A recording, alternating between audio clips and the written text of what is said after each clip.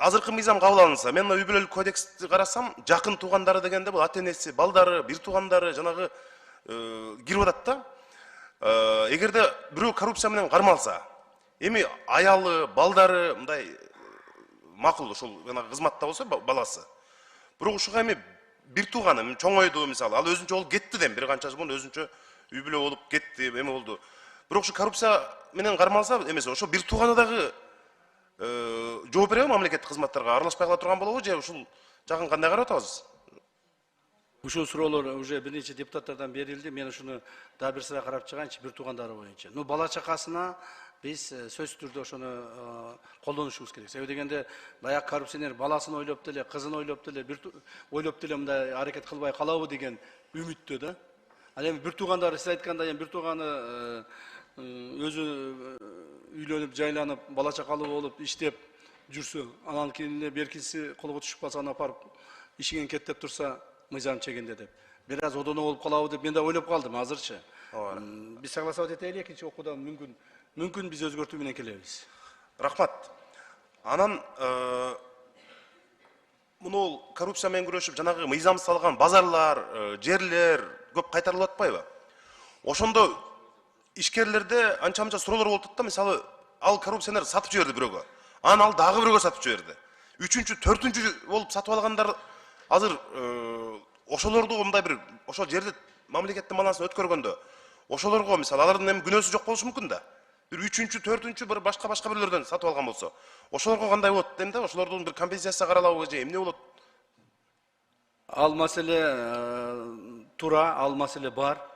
Бирок биз билесиздер, ошол эле мезгилде ошол эле коррупционер алып туруп, экинчи, үчүнчү, төртүнчү адамга оформить этип койгондору бар.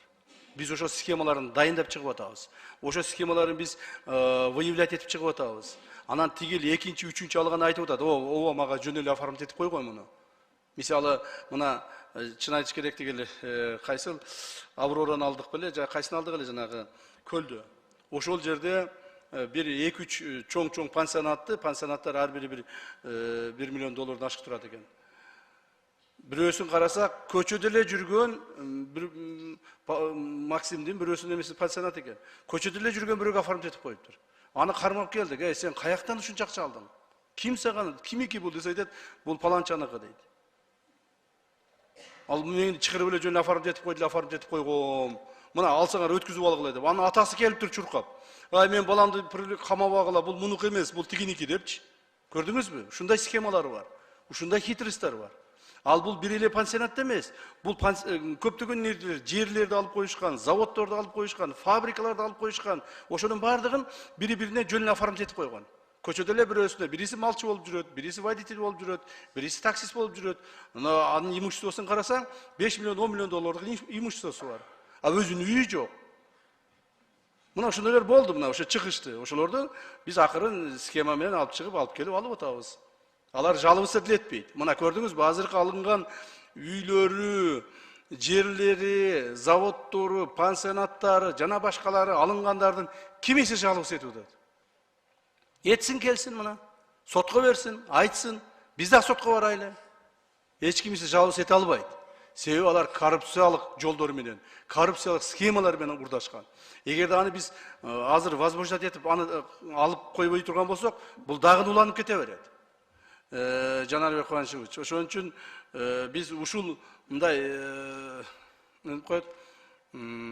оперативный розыскны өзүбүздүн бир методдорго салып, таап, издеп чыгып атабыз да.